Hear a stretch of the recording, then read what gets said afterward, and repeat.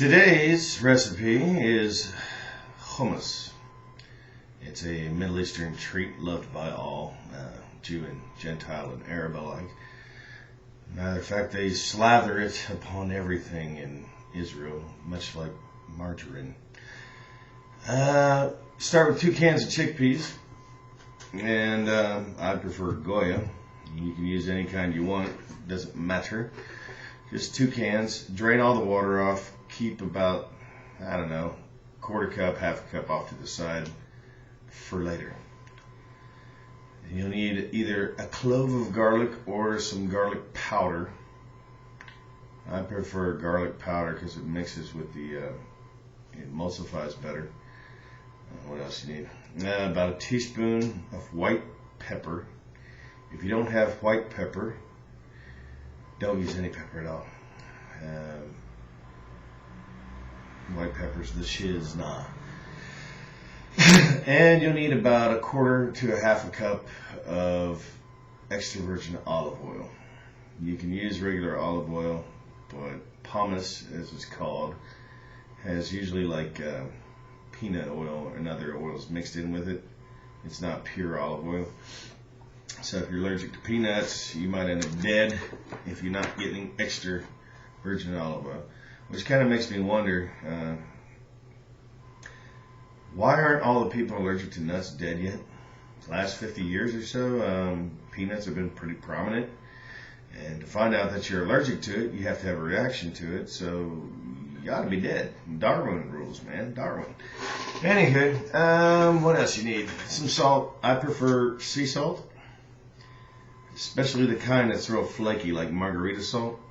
It gives a nice texture, and it blends in with the stuff better. You can use granulated, but then you got like little round hard chunks in there, which is okay, I guess. But you want something that's going to melt, sort of. What else is there? I think that's about it.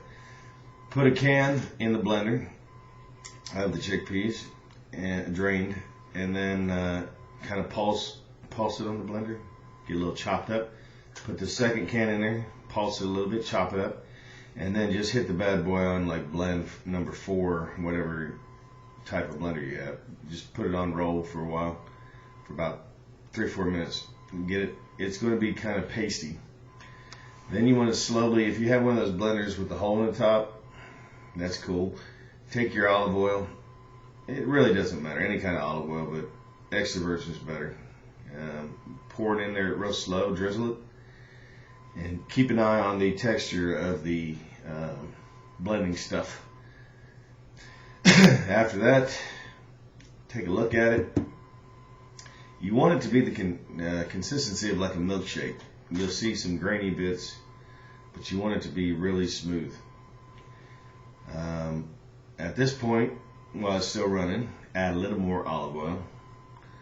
Drizzle it. Again, it's all by eyeball and texture and what you want. And here's the key ingredient that makes awesome hummus that you just can't do without. If you don't have this ingredient, don't even bother making it, because it will suck ass.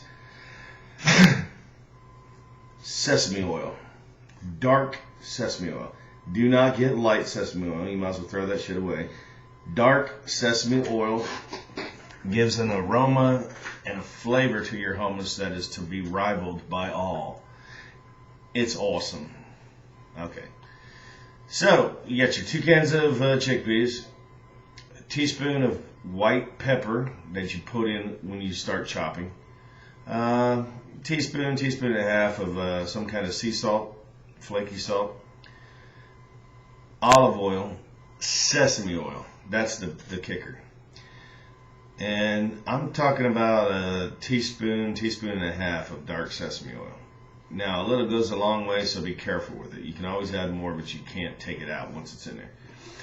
So blend all this stuff up. It's blending. And then periodically taste it. And once you've got it tasted, let it sit for about 5 minutes. Come back, look at it again, and look at the texture. If it's got like misshapen chunks in it, hit blend again, let it roll for like 5 minutes. And then spatula it out and put it in one of those like little Tupperware things. It'll last at least a week. I've gone almost 2 weeks in the refrigerator in a Tupperware type thing. You can put it on simply everything. Toast, sandwiches, everything. That is today's Food in a Flash. And, not that I care about this, obviously, it's very healthy. Hummus is probably one of the most healthiest slatherings on the planet. And again, it goes good on hamburgers. It goes good on toast. It goes good on just a spoon in your mouth. It's the cat's pajamas and ass.